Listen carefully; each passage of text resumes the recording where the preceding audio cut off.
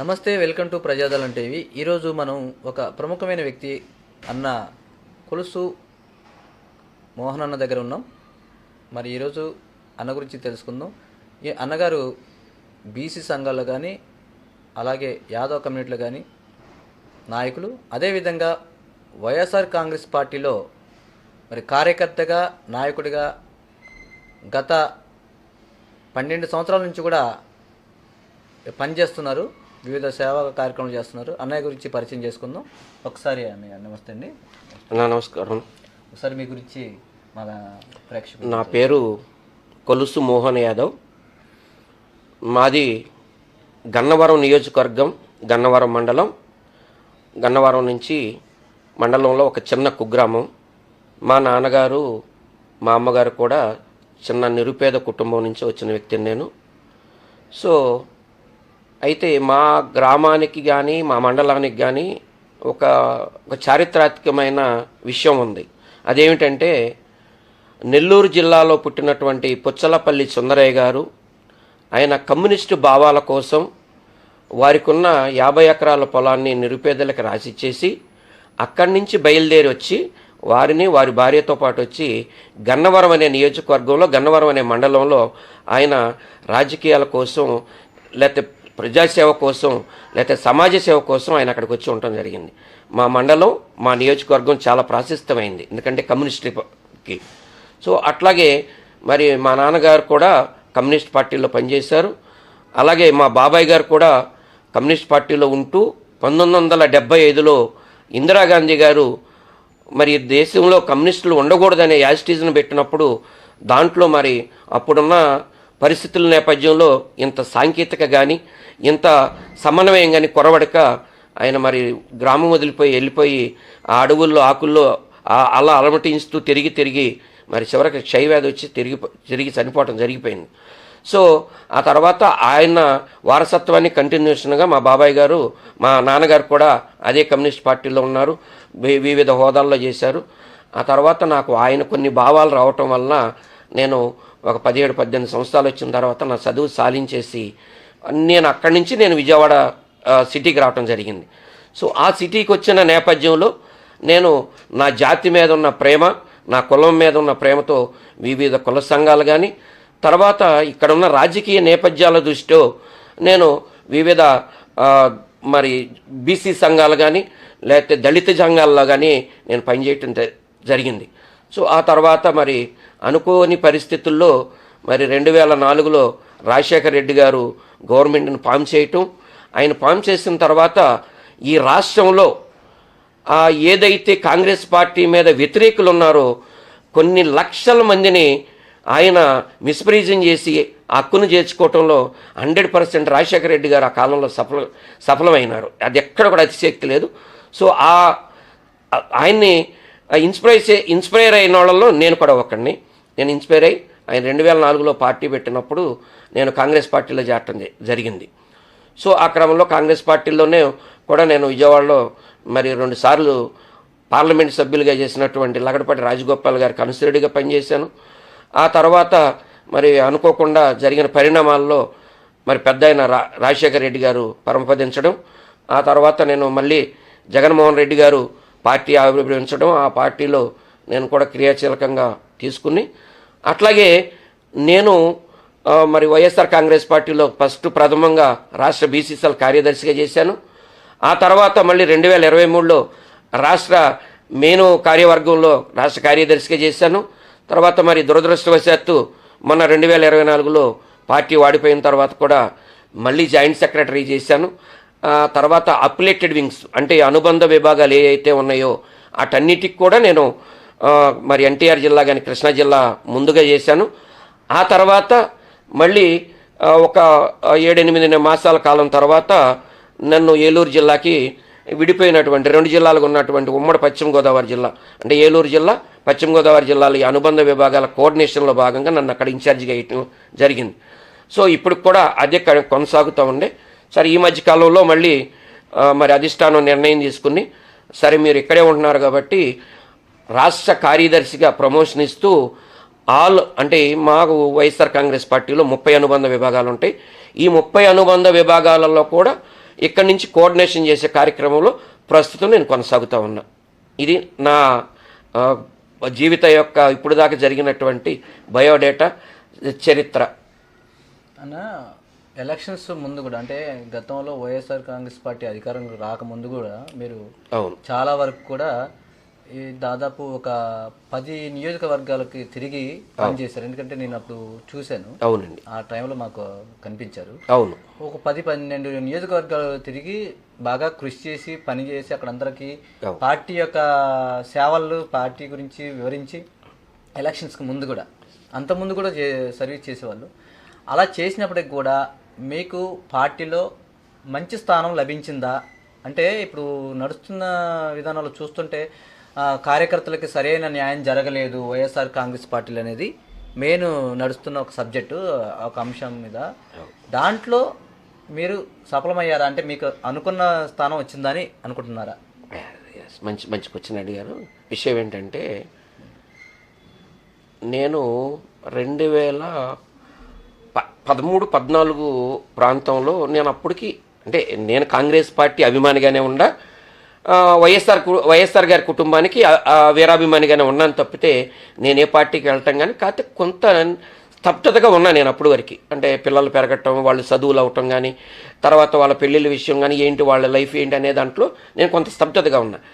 నేను 2013-14లోనే జగన్మోహన్ రెడ్డి గారు ఒక వేదిక మీద ఒక స్పీచ్ చెప్పారు. సో ఆ స్పీచ్ సారాంశం ఏంటంటే, రాజకీయాలు ఈ ఉమ్మడి తెలుగు రాష్ట్రాల్లో దిగజారిపోతున్నాయి.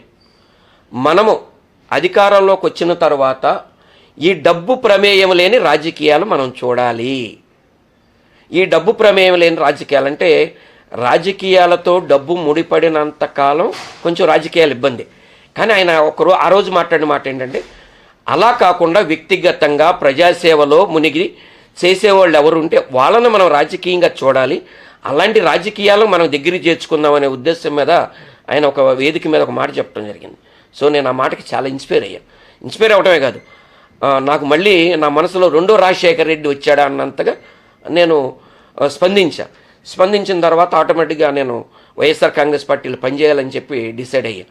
బాగా అంటే అప్పటికి ఉన్నాను, కానీ ఇంకా బాగా లోతుగా నేను పనిచేయాలనేది మనసులో పెట్టుకుని ఆ భావంతో అప్పుడు సరే నాకు కూడా ఏదో ఒకటి పదవి ఉండాలి కదా, మనం రాజకీయాల్లో ఉండాలంటే, ఎక్కడికైనా వెళ్ళినా లేకపోతే సుధాకర్ గారిని నేను ఐడెంటిఫై చేయాలంటే నా ఐడెంటిఫికేషన్ ఏంటో కూడా నేను ఉండాలనే ఉద్దేశం మీద నేను అప్పుడు మా గన్నవరం నియోజకవర్గంలోనే అప్పుడు మా పార్టీ నుంచి ఇప్పుడు ప్రస్తుతం మా పార్టీ నుంచి వెళ్ళిపోయి తెలుగుదేశం శాసనసభ్యులు అయినారు. అప్పుడు 2019లో వెంకటరావు గారు అని చెప్పి యార్లగడ్డ వెంకటరావు గారు అని ఆయన సమన్వయకర్తగా ఉండి, సో ఆయనతో నేను కొంతకాలం పనిచేశాను. ఆ పనిచేసినప్పుడు సరే వారికి నేను సార్ మరి ఏదైనా నాకు ఐడెంటిఫికేషన్, ఎందుకంటే నేను ఇందాక కూడా చెప్పడం మర్చిపోయాను, నేను దాదాపు ఒక 25-30 సంవత్సరాల నుంచి కూడా మా కుల సంఘం ఏదైతుందో యాదవ్ సంఘంలో పనిచేశాను. సో ఇప్పుడు కూడా నేను మాకు నేషనల్ వైడ్గా, ఎందుకంటే మీకు కూడా ఈ సంగతి తెలియాలి, ఈ వీక్షించే యాదవ్ సోదరులకు కానీ లేదా కుల నాయకులకు కానీ ఈ విషయం కూడా తెలియాలి. ఈ దేశంలో భారతదేశానికి స్వతంత్రం వచ్చిన తర్వాత దేశవ్యాప్తంగా ఉన్న కుల సంఘాలు ఏమన్నా ఉంటే అవి 3. ఒకటి అఖిల భారత బ్రాహ్మణ సంఘం, రెండవది అఖిల భారత ఆర్యవైశ్య సంఘం, మూడవది అఖిల భారత యాదవ మహాసంఘం. ఎందుకంటే స్వతంత్రం వచ్చిన తర్వాత ఈ పాపులేషన్ దాని మీదుగా వీళ్ళు నేషనల్ వైడ్గా ఉన్న సంఘాలు. నేను ఆ సంఘంలో ప్రస్తుతం నేను ఆంధ్రప్రదేశ్ పొలిటికల్ అఫైర్స్ కమిటీకి చైర్మన్గా కూడా కొనసాగుతూ ఉండా. సో ఈ రకంగా నేను కొనసాగుతూ ఉన్నప్పుడు నేను వారి దగ్గరికి మరి పనిచేయటానికి వెళ్ళినప్పుడు, సార్ మరి నాకు కూడా ఏదన్నా నియోజకవర్గ స్థాయి కానీ జిల్లా స్థాయిలో కానీ ఏదన్నా పదవి ఇప్పించండి, మరి నేను జగన్మోహన్ రెడ్డి గారికి మనసావచ్చ కర్మలతో పూర్తిగా పనిచేద్దాం అనుకుంటున్నాను, దాని దృష్టి అని చెప్పి 1-2 సార్లు నేను వారిని అడగటం అయింది. సరే వారి ప్రయత్నం వారు చేశారు. సరే ఆ ప్రయత్నంలో అప్పుడున్న రాజకీయాలు మీకు తెలియదు ఏముంది, కులాలు ఉంటాయి, మతాలు ఉంటాయి, ఇవన్నీ కూడా ప్రాతిపదికన వారు కొంచెం చేయలేకపోవడంతో నేను అప్పుడు వారి దగ్గర పనిచేసే కార్యక్రమాన్ని నిష్క్రమించుకుని ఎందుకంటే నేను మా బాల్యం నుంచి కూడా నేను మా గ్రామం నుంచి వచ్చేసి విజయవాడలోనే స్థిరపడ్డా. నేను వ్యాపారాలు చేసినా, కుల సంఘాల్లో పనిచేసినా, లేకపోతే రాజకీయాల్లో ఉన్నా కూడా నేను విజయవాడ అని బేస్ చేసుకునే నేను పనిచేశాను. విజయవాడే నాకు మూలం. సో అందుకని నేను మళ్ళీ విజయవాడ విజయవాడ వచ్చిన తర్వాత మరి నాతో అప్పటి వరకు పనిచేసినటువంటి, అంటే ఇప్పుడు వేరే 2 సార్లు శాసనసభ్యులు అయినారు మల్లాది విష్ణు గారికి, అప్పుడు మా రాష్ట్ర ప్రెసిడెంట్ వైఎస్ఆర్ కాంగ్రెస్ పార్టీలో ఉన్నటువంటి బీసీ సమన్వయ కమిటీకి కానీ లేకపోతే బీసీ కమిటీకి కానీ రాష్ట్ర అధ్యక్షుడైనటువంటి జంగా కృష్ణమూర్తి గారితో సమన్వయం చేసుకుని వారి దగ్గరికి వెళ్ళి, అన్నా మరి నేను పూర్తిగా జగన్మోహన్ రెడ్డి గారి ఆధ్వర్యంలో వైఎస్ఆర్ కాంగ్రెస్ పార్టీకి పనిచేద్దాం అనుకుంటున్నాను, మరి దీనికి నాకు కూడా ఏదో ఒక పదవి కావాలి, మరి నేను కుల సంఘాల్లో ఉన్నాను, రాజకీయాలు ఎలా ఉన్నాయంటే ఇవాళ ఈ మధ్యలో మనం ఒక చిన్న సామెత చెప్పుకోవాలి, భర్త కొట్టినందుకు కాదు తోడుకోళ్ళ చెప్పినందుకు పరిస్థితులు ఉన్నాయి రాజకీయాలు. సో మరి ఆ నేపథ్యంలో నాకు కూడా ఏదో పదవి కావాలంటే వారు మంచిగా స్పందించి, సో వారు నన్ను ఒక పెద్ద వారి దగ్గరికి తీసుకెళ్ళటం, ఆయన బాగా స్పందించి నేను ఒక పలానా వ్యక్తికి మల్లాది విష్ణు గారికి చెప్తాంటే, అన్న మీరు ఫోన్ కూడా చేయొద్దు, మల్లాది విష్ణు గారు నేను అప్పుడు సమకాలీన రాజకీయాల్లో ఉన్నాం, ఇబ్బంది ఏం లేదు, నేను అన్నతో చెప్పుకుని నేను సంతకం పెట్టించుకుంటానని నాకు ఒక అప్లికేషన్ ఇచ్చాను. వెళ్ళి 2018లో సంతకం పెట్టించుకుని మళ్ళీ తీసుకెళ్ళి జంగా కృష్ణమూర్తి గారికి ఇస్తే అప్పుడు నన్ను వైఎస్ఆర్సీపీ రాష్ట్ర బీసీసీఎల్ కార్యదర్శిగా అనౌన్స్ చేశారు.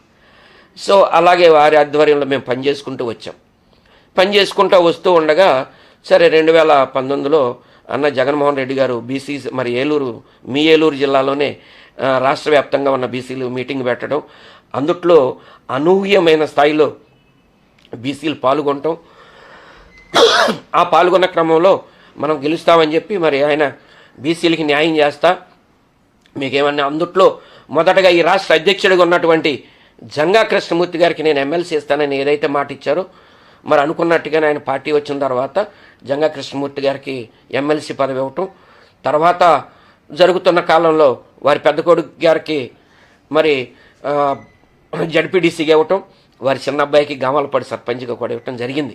అంటే పార్టీ వైడ్గా వారికి ఇవ్వాల్సింది వారికి సమర్థితమైన న్యాయం వైఎస్ఆర్ కాంగ్రెస్ పార్టీలో జంగా కృష్ణమూర్తి గారికి జరిగిందనేది. ఇకపోతే మీరు అడిగినకు వచ్చినాం, ఇప్పుడు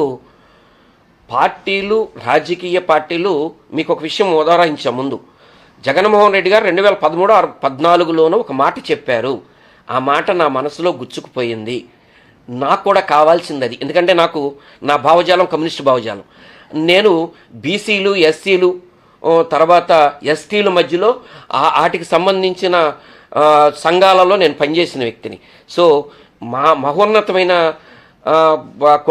నాయకుడు కొడుకు మహోన్నతమైన ఒక విషయాన్ని బయట పెట్టాడని చెప్పి నేను బాగా అట్రాక్ట్ అయ్యి అప్పటి నుంచి పనిచేయటం మొదలుపెట్టా. సరే మీరు అడిగినట్టు 2019 రానే వచ్చింది.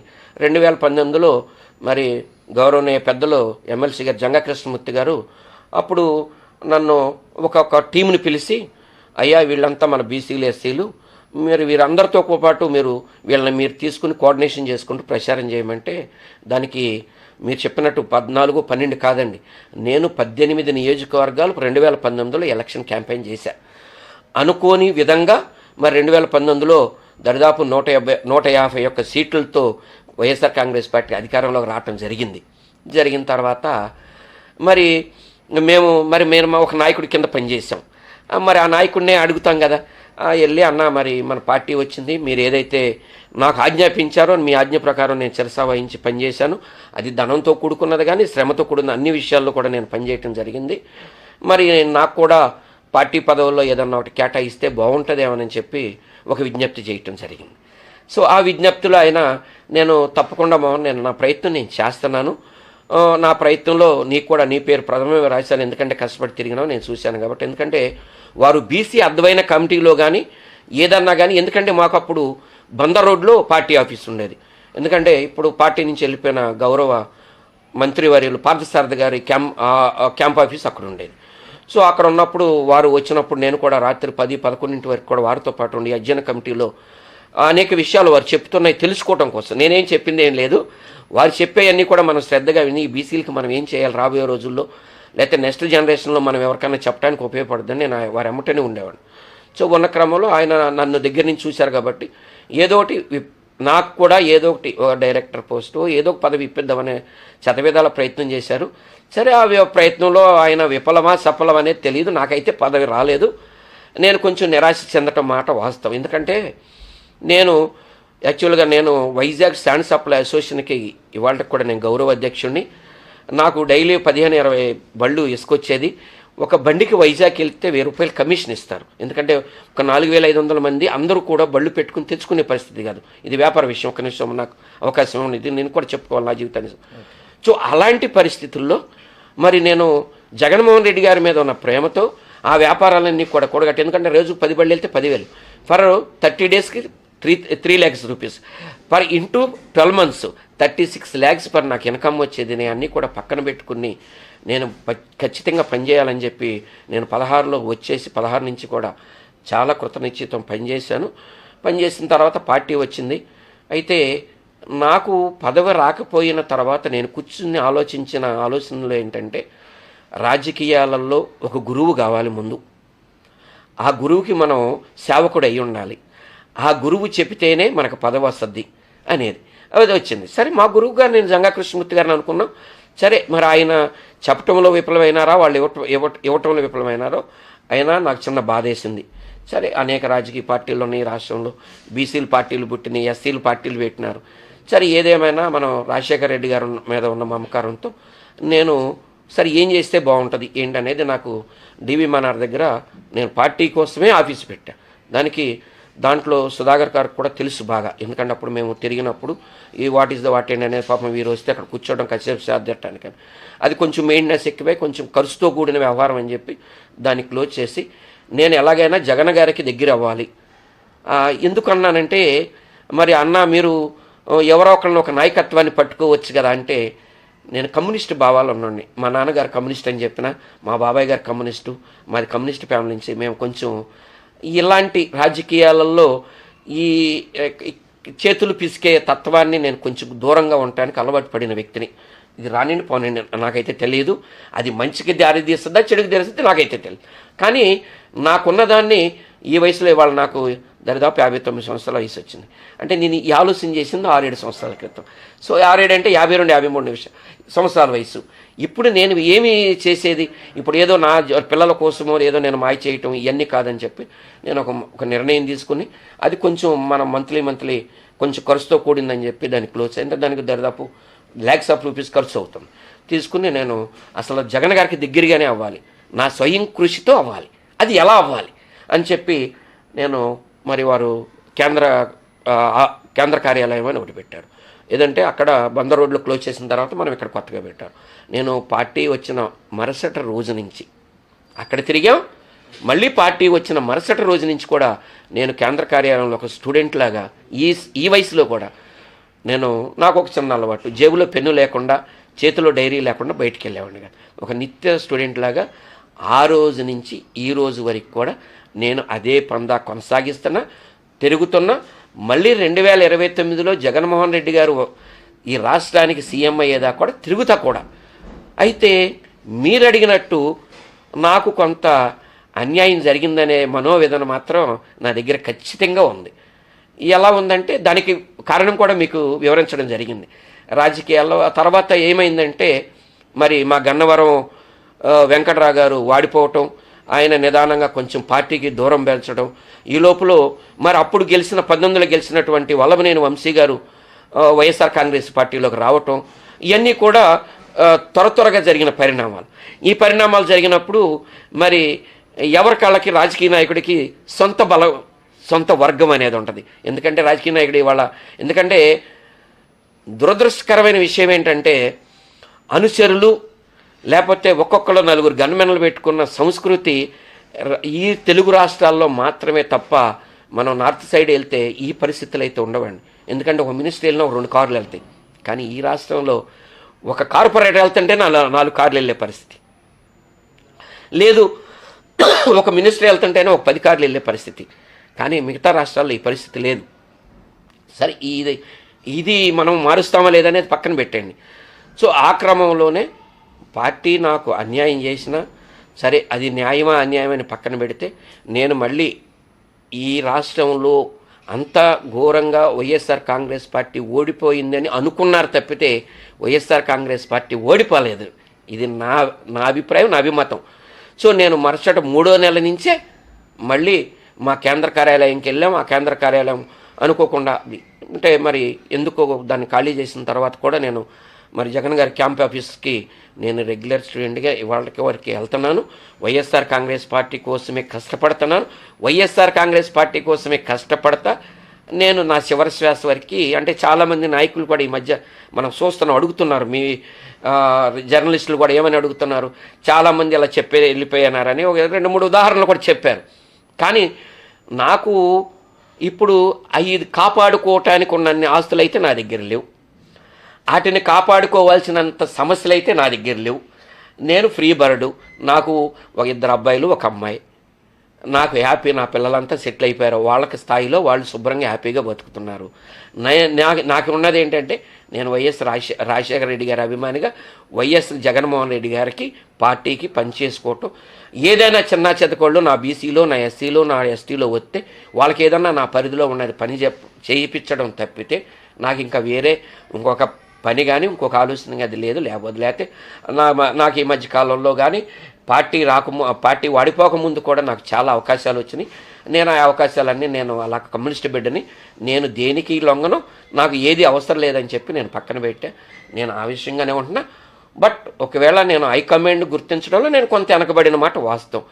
వెనకబడినా ఏది పడినా ఈ సమాజంలో చెడు అనేది కుందేలాగా పరిగెత్తుతుంది, మంచి అనేది తాబేలాగా తారుతుంది.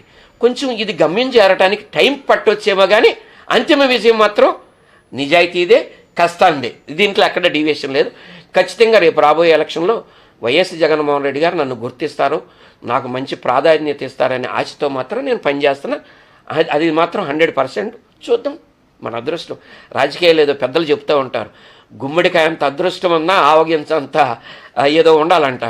ఏముండాలండి? అది ఉండాలి. అట్లాగే మనకి ఒకవేళ లేదేమో అయినా సరే మన పందాన్ని మనం కొనసాగిస్తున్నాం. అట్టని మన ఎథిక్స్ ఎక్కడ చంపుకోలేదు.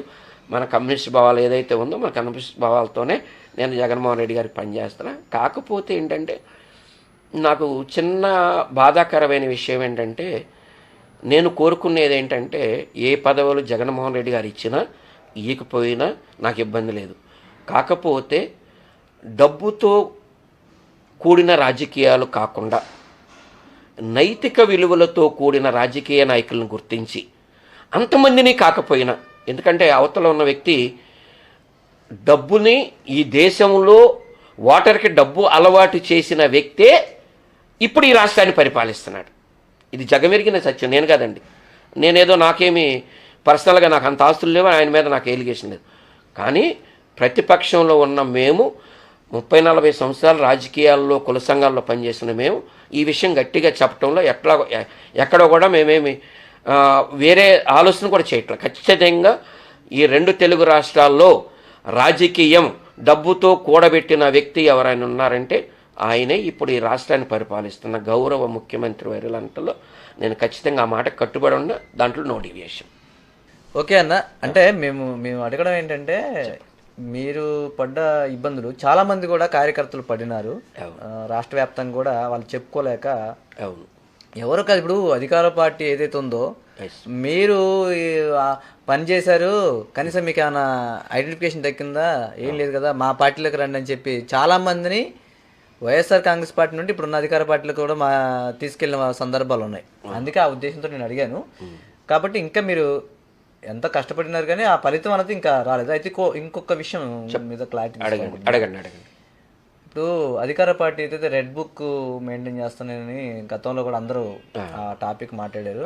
అలాగే మీకు పార్టీ ఆఫీస్ నుండి ఉందో సమాచారం ఉందో లేదు కానీ ఇప్పుడు ఉన్న ప్రతిపక్షం ఏదైతే ఉందో డిజిటల్ బుక్ మెయింటైన్ చేస్తాం అంటే ఈ కార్యకర్తలు ఎక్కడైతే ఇబ్బంది పడుతున్నారో వాళ్ళందరి గురించి కూడా మేము అంతా తీసుకుంటాం, రికార్డ్ చేస్తామని డిజిటల్ బుక్ మెయింటైన్ చేస్తామని అన్నారు. అది ఎంతవరకు వాస్తవం మీకు సమాచారం ఉంటే ఒకసారి తెలియజేయండి. ఇప్పుడు ఓకే, మంచి క్వశ్చన్. అంతేనా? మీకు క్వశ్చన్ పూర్తి అయిపోయింది కదా. విషయం ఏంటంటే 2019, 2020 మధ్యలో మేము అధికారంలో ఉన్నాం.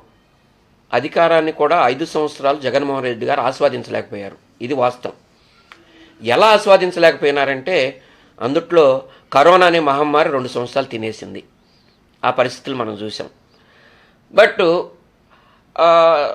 తర్వాత మనం అసలు పుట్టిందే వైఎస్ఆర్ కాంగ్రెస్ పార్టీ పోరాటాల నుంచి పుట్టింది.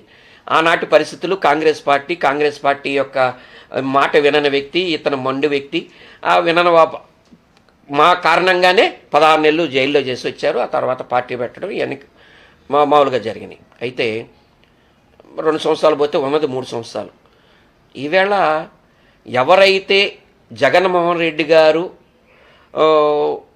బాగోలేదనో, లేకపోతే జగన్మోహన్ రెడ్డి గారు పరిపాలన చేతగా లేదనో, ఎవరైతే జగన్మోహన్ రెడ్డి గారు అసమర్థ పాలన చేశారని భావించారో, ఇవాళ వాళ్ళే 4 గోడల మధ్యలోకి వెళ్ళి లంపలేసుకునే పరిస్థితిని ఇవాళ ప్రభుత్వం, ఇప్పుడు నడుస్తున్న ప్రభుత్వం చూపిస్తుంది. ఎందుకంటే 3 సంవత్సరాలు పరిపాలన చేసినాం. ఈ రాష్ట్రంలో ఎప్పుడూ చేయని విధంగా దరిదాపు 10 ఫిషింగ్ హార్బర్స్కి ప్లాన్ చేసి 10 ఫిషింగ్ హార్బర్స్ కట్టడానికి ప్లాన్ చేసి కట్టాం కూడా. అట్లాగే 4 పోర్టులు కట్టాం. ఎందుకంటే ఇది మనకి ఏ రాష్ట్రానికి లేనంతగా ముందు తమిళనాడు, ఆ తర్వాత మన రాష్ట్రం, ఆ తర్వాత ఒరిస్సా 970 కిలోమీటర్ల తీర ప్రాంతం ఉంది. అనేక ఖనిజ సంపద ఉంది.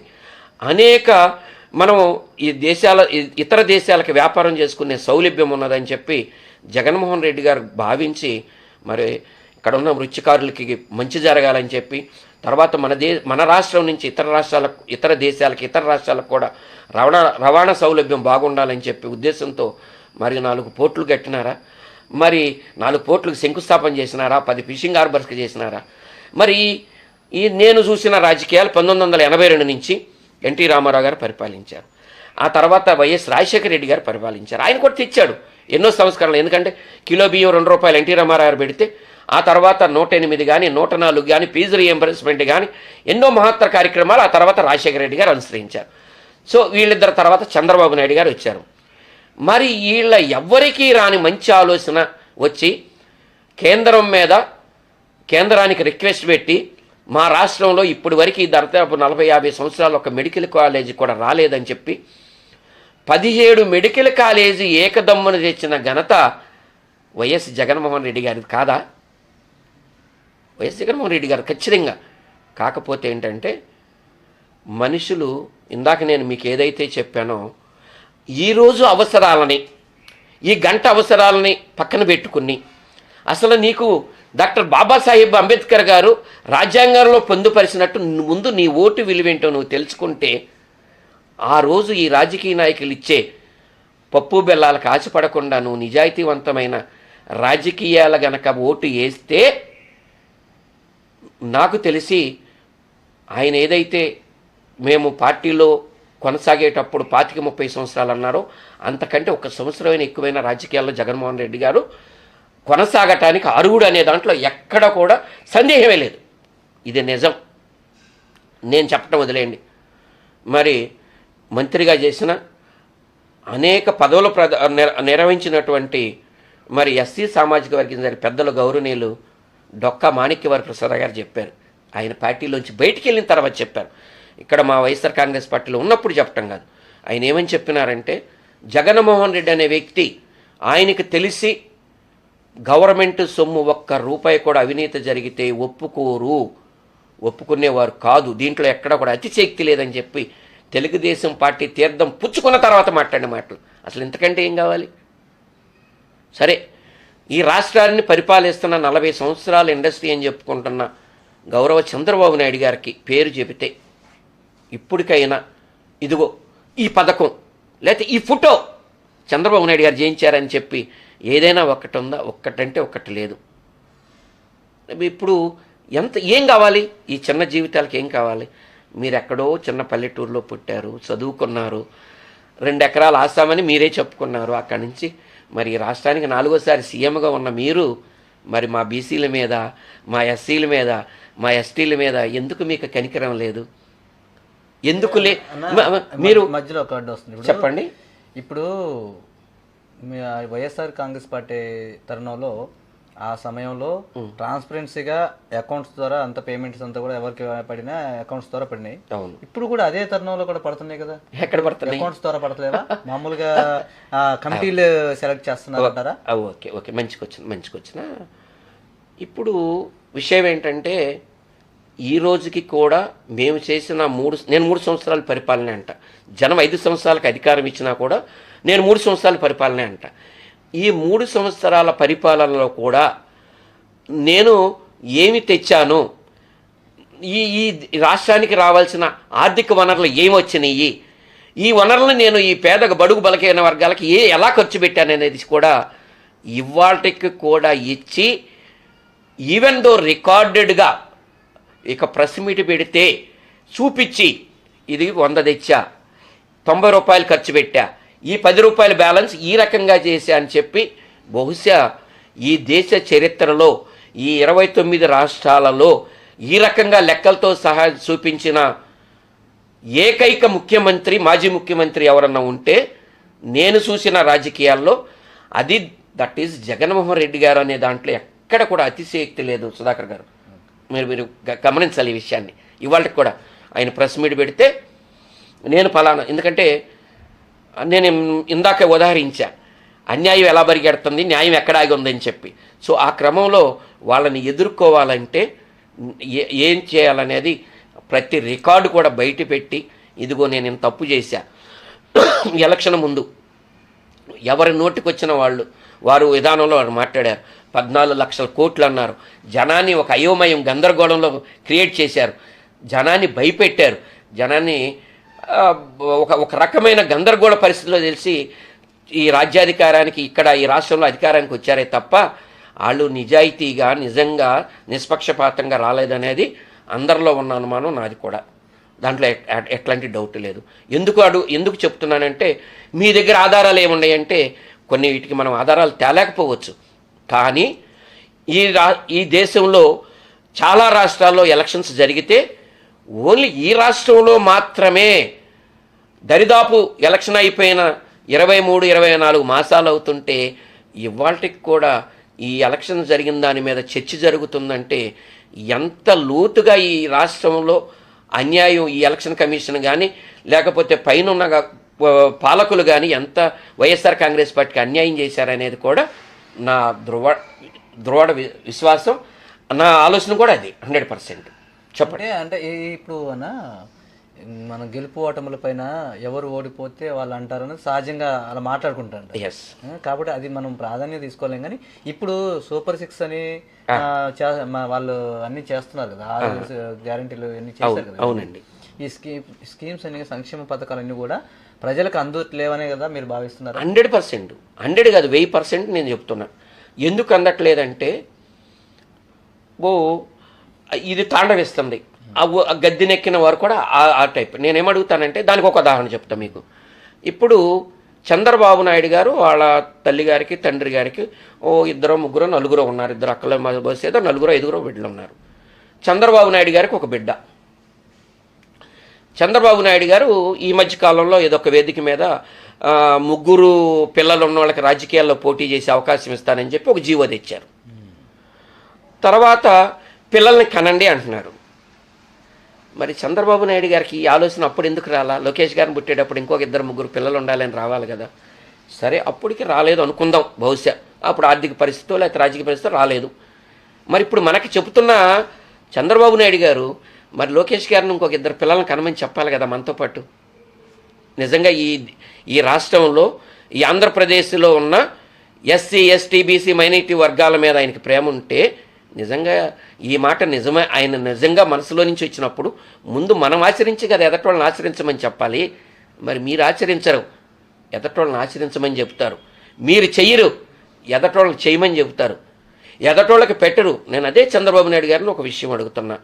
అయ్యా చంద్రబాబు నాయుడు గారు, ప్రతి మనిషికి ఒక మనస్సాక్షి ఉండదు, రెండో వాడు ఉంటాడు లోపల. మీరు రాజకీయ ప్రస్థానం మొదలుపెట్టినప్పుడు నేను చెప్పాలి అవన్నీ కూడా. ఎందుకంటే మరి మీలో ఎన్టీ రామారావు గారిని ఎన్నుపోటు పొడిచి రాజ్యాన్ని పక్కకు దోసిన వ్యక్తుల్లో పాపం నిన్నగాక మొన్న పరమపదించినటువంటి నాదెండ్ల భాస్కర గారు ముందుగా వారికి కూడా మరి వైఎస్ఆర్ కాంగ్రెస్ పార్టీ నుంచి నా సొంతంగా కూడా వారి ప్రగాఢ సానుభూతి, సంతాపాన్ని వారి కుటుంబానికి తెలియజేస్తున్నాం ఆయన మరణానికి. మరి వారు ఎన్నో ఇంటర్వ్యూల్లో చెప్పారు చంద్రబాబు నాయుడు గారు ఈ పరిస్థితి అని. నేను పెద్ద ఆయన నేను అనలేను, కానీ ఎన్నోసార్లు చెప్పినారు. మరి ఒక్కసారైనా మీరు కూర్చున్నప్పుడు నేను ఇంత సంపాదించాను, నేను ఎవరికి పెట్టాలి, ఏ తరంలో ఏమవుతుందో తెలీదు, మరి నా తర్వాత ఏంటి, నా కుటుంబాన్ని ప్రేమించాలి, నన్ను ప్రేమించాలి, నేను పోయిన వాళ్ళ రాజశేఖర రెడ్డి గారు చచ్చిపోతే 700 మంది ఎందుకు చనిపోయారు సార్ ఈ ఉమ్మడి రాష్ట్రంలో?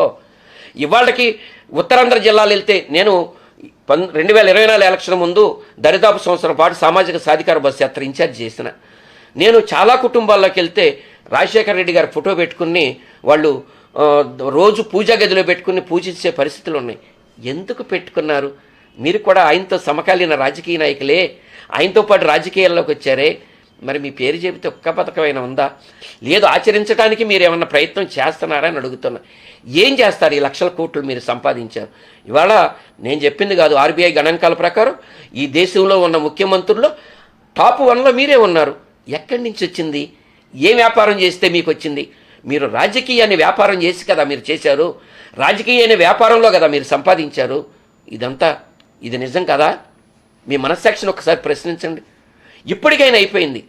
ఉన్న కాలంలో అయినా ఈ రాష్ట్రానికి నేనేం చేస్తే, మహాత్మా గాంధీ ప్రతి చిన్న గ్రామం నుంచి పెద్ద గ్రామం వరకు కొన్ని లక్షల విగ్రహాలు ఎందుకు పెట్టినారు? ఆయన త్యాగం చేశారు, ఈ దేశానికి స్వతంత్రం ఇచ్చారు. మరి మీరు ఈ రాష్ట్రానికి ఏమి ఇచ్చారు? నన్న మధ్యలో బీసీల కోసం కానీ బహుజనుల కోసం కానీ మాట్లాడారు కాబట్టి నేను ఆ సందర్భంలో చెప్పండి.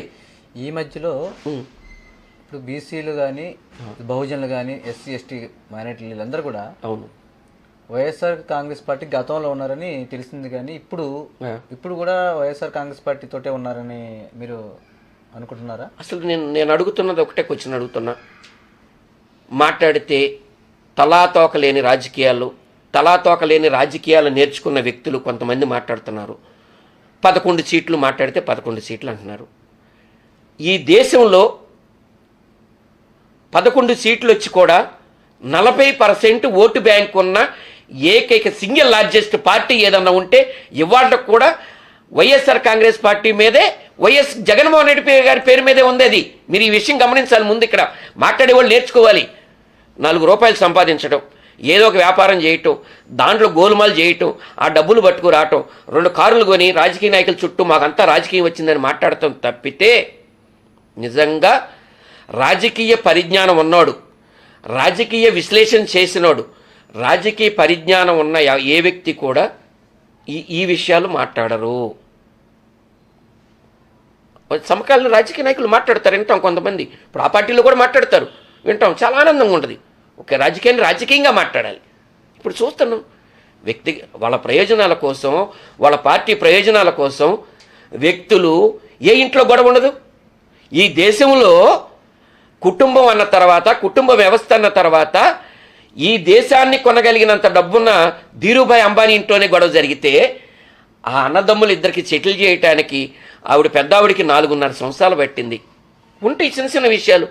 అసలు దాన్ని ఎందుకు రాజకీయం చేస్తున్నారు? ఎవరింట్లో లేవు?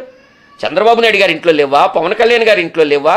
లేకపోతే మోడీ గారి ఇంట్లో లేవా? నా ఇంట్లో లేవా? మీ ఇంట్లో లేవా? రీసెంట్గా బీసీవై పార్టీ బహుజనులకి కానీ లేదంటే బీసీలకు సంబంధించింది కానీ, అంటే అమరావతి ఉంది, ఆ ప్రాంతాన్ని, అమరావతి యొక్క ప్రాంతంలో అసలు బీసీలకు కానీ ఎస్టీలకు కానీ ఎస్సీలకు కానీ ఏం ఛాన్స్ లేదు. అక్కడ ఆ స్థలాలు అన్నది ఎక్కువ వీళ్ళకి సంబంధించి లేదు కాబట్టి 1000 ఎకరాలు ఇవ్వాలని చెప్పి ఆయన ఆమరణ దీక్ష చేపట్టారు. ఆ తర్వాత కార్యకర్త ఇబ్బంది పెట్టడం వల్ల విరమించుకున్నారు కదా. అవును. మరి ఈ ఏదైతే బీసీలకు సంబంధించింది కానీ ఎస్టీలకు కానీ మైనార్టీలు కానీ మరి వైఎస్ఆర్ కాంగ్రెస్ పార్టీ కానీ ఎక్కడ ఏమీ ప్రస్తావించినట్టు చూపించలేదు. అంటే అమరావతి పర్పస్లో మేమేమి మాట్లాడలేదు. మాట్లాడినట్టు ఎక్కడ కనిపించలేదు. అంటే పెద్దగా ఇప్పుడు మా పార్టీ ఇప్పుడు ప్రతిపక్షంగా మీరు అనుకుంటున్నది ఎవరు ఈ రాష్ట్రంలో? మీరే వైఎస్ఆర్ కాంగ్రెస్ పార్టీయే కదా. సో వైఎస్ఆర్ కాంగ్రెస్ పార్టీ కంటూ ఒక స్టాండ్ ఉంది. వైఎస్ఆర్ కాంగ్రెస్ పార్టీ ఏ రకంగా ముందుకెళ్ళాలి, ఇది అసలు మీకు రాజధాని అనేదే మా వైఎస్ఆర్ కాంగ్రెస్ పార్టీ విధానంలో పెద్ద బోగస్ అంటున్నాం. ఇప్పటికి కూడా నౌ స్టిల్ టుడే, ఈరోజు కూడా మీరు ఉన్నది ఉన్నట్టే యాసిటీ చేయండి. ఎందుకంటున్నామంటే ఇప్పుడు మనం ఏ దేశ చరిత్ర చూసుకున్నా, లేకపోతే ఏ రాష్ట్ర చరిత్ర చూసుకున్నా, లేకపోతే పక్కనున్న తెలంగాణలో కూడా 600 కోట్లు పెట్టి కేసీఆర్ గారు సచివాలయం కట్టారు. అలాగే ఈ దేశ అత్యున్నతమైనటువంటి కూర్చున్నటువంటి పార్లమెంట్ కూడా పార్లమెంటేరియం 970 కోట్లతో కట్టారు. మరి మీరు ఇక్కడ ఏం చేస్తున్నారు? దీనికి ఏదో ఒకటి ఉంటుందిగా. ఏదో ఒక ఆలోచన ఉండబట్టేగా.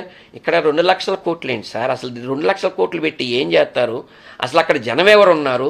ఎప్పటికి జనాన్ని అసలు ఈ స్ట్రక్చర్ ఎప్పుడు అవుతుంది? మీకు శివరామకృష్ణ అని కమిటీ ఇచ్చింది. ఆ కమిటీలో ఏమి ఇచ్చింది? దీంట్లో భూలోపల ఉన్న పొరలు ఈ జారిపోవటానికి అవకాశం ఉన్నది. ఎందుకంటే ఇది వాటర్ సాయిల్ వెళ్ళేది కాబట్టి ఇది ఎప్పటికైనా ప్రమాదం. ఇక్కడ రాజధాని కట్టడానికే వేయలేదని శివరామకృష్ణ కమిటీ ఇచ్చిన నివేదిక ఇది. చంద్రబాబు నాయుడు గారు నిజం శివరామకృష్ణ కమిటీ ఓకే అంది. ఒకసారి చూపించచ్చు కదా, మా నాయకుడు చూపిస్తున్నాడు కదా. అదే చెప్తున్నా, 5 సంవత్సరాల పరిపాలనలో ఏం చేశానో ఇవాళ కూడా ఆయన ఆన్ రికార్డు చూపిస్తున్నాడు. ఆయన చరిత్రలో 4వసారి ముఖ్యమంత్రిగా ఎప్పుడన్నా ఒక రికార్డు చూపించగలిగినాడా? ఇదయ్యా, ఇది కాదు, ఈ శివరామకృష్ణ కమిటీ ఇక్కడే ఇచ్చింది, నేను ఇక్కడే కడతా. నాకు తెలిసి ఈయన 12 సంవత్సరాల నాడు ల్యాండ్ తీసుకున్నాడు. ఎకరానికి 97,000, 33,000 ఎకరాలు, సుమారు 333,000 కోట్లు. దరిదాపు ఇప్పటికి ఈ 12 సంవత్సరాలలో సుమారుగా 4,000 కోట్లు వాళ్ళ కౌలు కింద కట్టినారు. అసలు ఆ రోజే తీసుకుని వాళ్ళకి ఎకరం ఇంతని డబ్బులు ఇచ్చేసి చెట్లు చేసుకుని నువ్వు 5,000 10,000 లక్షలు కట్టు తీసేసుకుంటే వాళ్ళు లేదుగా. ఇవాళ లేదుగా. రైతులతో మనకు సంబంధం లేదు. 4,000 కోట్లు మీ ఖజానాకు వచ్చాయిగా. అసలు ఏంటి మీ ఆలోచన? ఏ రాష్ట్రంలో లేని వింత ఆలోచన చేసి 2,00,000 కోట్లుగా అవుతాయి, లేకపోతే 1,00,000 కోట్లు అవుతాయి. దేనికి చేస్తున్నారు? ఒకటి, మీరు అడిగిన క్వశ్చన్, బీసీవై పార్టీ. అసలు లోపల ఉన్న ఇప్పుడు మనం చూసుకుంటే రాజధానిలో ఆ రోజున్న పరిస్థితులు ఏ గవర్నమెంట్ అన్నామనండి, సాగు చేసుకునేదానికి ఒక ఎకరం కుంట చెంటు ఇచ్చిన కొన్ని వందల కుటుంబాలకి, ఎస్సీలకి, ఎస్టీలకి, బీసీలకి కొన్ని గ్రామాల్లో స్థలాలు ఇచ్చారు. పోరంబోకు స్థలాలు కానీ లేకపోతే ఏదన్నా కానీ పండించుకోవడానికి ఉండటానికైతే నివేశన స్థలం ఉంటే నివేశన స్థలం ఇచ్చారు. అవన్నీ కూడా లేకుండా ఓన్లీ ఒకే సామాజిక వర్గం రాజధాని నిర్మించాలనే ప్రయత్నం కాదా ఇది చంద్రబాబు నాయుడు గారు? ఆ ప్రయత్నంలో కాదా మీరు ఎస్సీల దగ్గర భూములు లాగేసుకుని లేకపోతే ఎస్టీల దగ్గర భూములు లాగేసుకుని మేము ఒక రాజధాని కడతామనే ఒక బ్రహ్మ పదార్థాన్ని క్రియేట్ చేసి మీరు అక్కడ క్రియేట్ చేస్తుంది? నాకు తెలిసి చంద్రబాబు నాయుడు గారు ఏదైతే రాజధాని అనకముందు ఈ ప్రాంతంలో నేను చాలా ఇంటర్వ్యూలో కూడా చూశాను, 3 కాదండి 4 పంటలు పండాయి. ఒక క్రాపు 3 నెలలు, 4 3 12 నెలలు, అంటే 4 పంటలు పండే ఈ రాష్ట్రంలో ఎక్కడైనా భూమి ఉంది అంటే అది ఓన్లీ ఈ తాడేపల్లి గుంటూరు జిల్లా ఏదైతే ఇప్పుడు అమరావతి రాజధాని అంటున్నారో ఆ ప్రాంతం తప్పితే ఈ రాష్ట్రంలో ఎక్కడైనా సరే 4 పంటలు సాగు చేసే భూమి చంద్రబాబు నాయుడు గారు చూపించగలరా? ఎందుకు ఇంత అన్యాయం చేస్తున్నారు? ఈ రాష్ట్ర ప్రజలు మీకు ఏం అన్యాయం చేశారు? సరే, ఒక రాజధాని కావాలనుకున్నారు, చాలా భూములు ట్రై చేశారు, అవన్నీ కుదరదన్నారు. ఒక సామాజిక వర్గాన్ని మీరు దృష్టిలో పెట్టుకున్నారు, ఇక్కడ పెట్టారు, రాజధానిని మొదలుపెట్టారు. మీరు కట్టేశారా? ఏం కట్టారు 12 సంవత్సరాలకి? ఏమీ లేదే. ఇప్పటికీ రోడ్లు వేస్తున్నారు, దానికి వేల కోట్లు కాంట్రాక్టులు ఇవ్వటం. వాళ్ళు ఎక్కడన్నా మరి నేనుగా కూడా 2 కన్స్ట్రక్షన్లు చేశా. ఎస్ఎఫ్టీకి 14,857 రూపాయలు ఎంతో సుమారుగా నేను ఒక 100 అటు ఇటుగా చెప్పి ఉండొచ్చు. కన్స్ట్రక్షన్ అసలు వాల్యూ ఈ దేశంలోనే, ఈ దేశం కాదు అమెరికా లాంటి దాంట్లో కట్టినా కూడా ఉండదు అంత వాల్యూ. 14,000 రూపాయలు ఫర్ ఎస్ఎఫ్టీ చేసి మీరు కాంట్రాక్ట్లు ఇచ్చి ఈ ప్రజలు మరి అమాయకులు ఈ ట్యాక్స్ పేయర్స్ కట్టే డబ్బుని దుర్వినియోగం చేస్తున్నారే. మీ దగ్గర 1,000 కోట్లు పెట్టి కాలేజీలకు మాకు ఓపెన్ చేయడానికి డబ్బులు లేవన్న మీరు మరి లక్షల కోట్లు ఎలా దోబరా చేస్తున్నారు? నిన్నగాక మొన్న సింగపూర్లో అధ్యయనం చేయటానికి పంపించారు, 7 మంత్రులు వెళ్ళారు. దానికి అయ్యే ఖర్చు దరిదాపు సుమారుగా 1 కోటి రూపాయలు. అంటే మీరు 4వసారి ముఖ్యమంత్రిగా మీరు చేస్తున్న పరిపాలన మీ చేతల్లో మీ మాటల్లో బాగోలేదనే అర్థం. దానికి ఏం చేస్తున్నారు? ఈ రాష్ట్రాన్ని ఎటు తీసుకెళ్తున్నారు? ఎందుకు కక్ష కట్టారు? ఈ రాష్ట్ర ప్రజలు మీకు ఏం చేశారు? ఇప్పుడు సరే, గవర్నమెంట్లు సహజంగా మారటం లేకపోతే గొడవలు జరగటం, మేము 1924 మధ్య పరిపాలనలో మీరు ఆలోచించిన ఆలోచన కనుక మేము చేస్తుంటే ఈ రాష్ట్రంలో మరి టీడీపీ నాయకులు ఉండేవాళ్ళ, మీరు అధికారంలోకి వచ్చేవాళ్ళ? ఇవాళ మా బీసీల మీద, ఎస్సీల మీద, ఎస్టీల మీద ఎందుకు దాడులు చేస్తున్నారు? ఈ రాష్ట్రంలో మేము అధికారం చేయలేదే, మీరు కదా చేస్తున్నారు. ఇప్పుడు గెలిచిన మీరు ఒక సామాజిక వర్గం వాడిపోయి ఉన్న ప్రతిపక్షం ఒక సామాజిక వర్గం, వాళ్ళ మీద ఢీక్కోండి మీరు. అదే కదా మన మాచర్లకు చెందిన ఒక సమన్వయకర్త మీతో ఓపెన్గా చెప్పాడు ఆయన. వాళ్ళు ఏం చేశారు, ఏదైనా రాజ్యాధికారం ఉంటే మేము ఉంటున్నాం, మీరు ఉంటున్నారు, వాళ్ళు ఏం చేశారు, వచ్చి మమ్మల్ని ఢీకొని అన్నారు. మరి మేము మా బీసీలు, ఎస్సీలు, ఎస్టీలు, మైనారిటీలు ఏం చేశారు చంద్రబాబు నాయుడు గారు? మీకు ఓటేయటం తప్ప, మీ మాంగారు పెట్టిన పార్టీని అభిమానించడం తప్ప, మరి ఎందుకు మమ్మల్ని ఒక రెడ్ బుక్ అనేది క్రియేట్ చేయించి మీ అబ్బాయి గారితో, లోకేష్ గారితో మరి ఎందుకు ఈ రాష్ట్ర ప్రజల్ని ఈ రకంగా హింసిస్తున్నారు? మీరు చేస్తే అభివృద్ధి చేయండి. ఎక్కడా ఏమీ లేవు, నిధులు లేవు, ఒక పథకం ఈ కంటిన్యూషన్ పూర్తిగా ఇచ్చింది లేదు. జన్మభూమి కమిటీలు సభ్యులు బయటకు వచ్చారు, వాళ్ళకి ఇష్టమైన ఓటేసాడు అనుకుంటే కొలుసు మోహన్ యాదవ్ మా గ్రామంలో ఓటేసాడు అనుకుంటే ఆడికి వెళ్తుంది ఆ పథకం కూడా ఏ పథకం పూర్తిగా ఇచ్చారు? ఈ రాష్ట్రంలో ఎవరూ చేయనంత మిన్నగా సుమారుగా 65 లక్షల మందికి పెన్షన్ ఇస్తే జగన్మోహన్ రెడ్డి గారు ఇప్పుడు మీరు ఎన్ని లక్షల మందికి ఇస్తున్నారో లెక్క చెప్పగలరా? ఎంతమందిని పీకేశారో చెప్పగలరా? పోనీ ఈ పథకం నేను పూర్తిగా ఇచ్చానని చెప్పి చెప్పగలరా? మరి రాష్ట్రాన్ని సర్వనాశనం చేసిన జగన్మోహన్ రెడ్డి గారు, మరి సూపర్ 6 చంద్రబాబు నాయుడు గారు ఓటేసిన ఈ పబ్లిక్ని అడుగుతున్నా, నేను ఈ రాష్ట్రంలో ఉన్న ప్రతి ఓటర్ని అడుగుతున్నా, మరి మీరు చంద్రబాబు నాయుడు గారిని నమ్మి ఎట్ట ఓటేశారు? మనం వేసుకుంటే మీ దగ్గరే కదా మీకు ఆన్సర్ మీ దగ్గరే ఉంది కదా. ఇప్పుడు జగన్మోహన్ రెడ్డి గారు చేసిన నవరత్నాలు ఇచ్చిన, ఆటో డ్రైవర్కి 10,000 ఇచ్చిన, లేదా ఇచ్చిన పేద బడుగు బలహీన వర్గాలు పైకి రావాలని చెప్పి ఆయన ఆలోచించాడే తప్ప ఆయనేమి స్వార్థానికి ఏమి ఉంచుకోలేదు కదా. లేకపోతే మీలాగా ఏమి ఒక అమరావతి అనే బ్రహ్మ పదార్థాన్ని కనిపెట్టి దాని మీద లక్షల కమిషన్ల కోసం ఆయన ఏం చేయలేదు కదా. పేదవాళ్ళకే పెంచాడు. సుమారుగా 2,75,000 కోట్ల రూపాయలు ఆయన డైరెక్ట్గా ఎవరి అకౌంట్ అయితే ఉంటే కొలుసు మోహన్ యాదవ్ అర్హుడు ఈ పథకాన్ని అయ్యమని చెప్పాడు. ఇకపోతే మీరు జగన్మోహన్ రెడ్డి గారు ఎన్ని ఉన్నత భావాలు ఉన్న వ్యక్తో ఒక ఉదాహరణ, పార్టీ వచ్చింది, అన్ని సంక్షేమ కార్యక్రమాలు అమలు పరుస్తూ ఉన్న క్రమంలో ఒక ప్రెస్ మీట్లో ప్రెస్ వాళ్ళు అడిగారో విలేకరులు అడిగారో లేదో, వాడు ఓటర్ అనే అతను నాకు ఓటు వేసినా వేయకపోయినా, నా పార్టీ అయినా కాకపోయినా, పథకానికి అర్హుడైతే అతనికి ఇంటికి ఆ పథకం చేరాలని చెప్పిన ఏకైక ముఖ్యమంత్రి నేను చూసిన 35 సంవత్సరాల రాజకీయ చరిత్రలో జగన్మోహన్ రెడ్డి గారు తప్పితే నేను ఎవరిని వెళ్ళా. నంబర్ 1. సరే, వాడిపోయినాం, మీరు వచ్చారు, మీ వయసుకి మీరు మీ పెద్దరికానికి ఓటు ఎలక్షన్ అప్పుడు కామన్గా మనం మీకోటేయమంటారు, నాకోటేయమంటారు, ఏదో వచ్చారు, మీరు ఎట్టొచ్చారు అనేది ఆ భగవంతుడు అక్కడ మా కులదైవమైన కృష్ణయ్యకి తెలియాలి, మీకు తెలియాలి, పైన పాలకులకు తెలియాలి. ఇందాకే చెప్పా. సరే, మీరు అధికారానికి వచ్చారు. వచ్చిన తర్వాత మీరు ఒక వేదిక మీద మాట్లాడిన మాటలు ఏంటి? రాజ్యాంగంలో అందరికి కదా మీరు కల్పించాల్సింది. ప్రత్యక్షంగా పరోక్షంగా వాడు వైఎస్ఆర్ కాంగ్రెస్ పార్టీ అయితే ప్రత్యక్షంగా పరోక్షంగా మీరు సహకరించకూడదు అని చెప్పే వయసు అండి మీది. ఈ రాష్ట్ర ప్రజలు 4 సార్లు ఒక ముఖ్యమంత్రి స్థానాన్ని కల్పించిన మీరు ఈ మాటలు మాట్లాడవచ్చండి? మరి మీకు జగన్మోహన్ రెడ్డి గారికి ఉన్న వ్యక్తిత్వానికి నక్కకి నాగలోకానికి ఉందని చెప్పటంలో ఎక్కడా కూడా సందేహం లేదు. ఇక మీరు అడిగిన వాళ్ళ రెడ్ బుక్ రాజ్యాంగానికి ఇక్కడ పడే వైఎస్ఆర్ నిజాయితీ నీతిగా ఉన్న వైఎస్ఆర్ కాంగ్రెస్ పార్టీ కార్యకర్త ఎవడు భయపడేదిలే.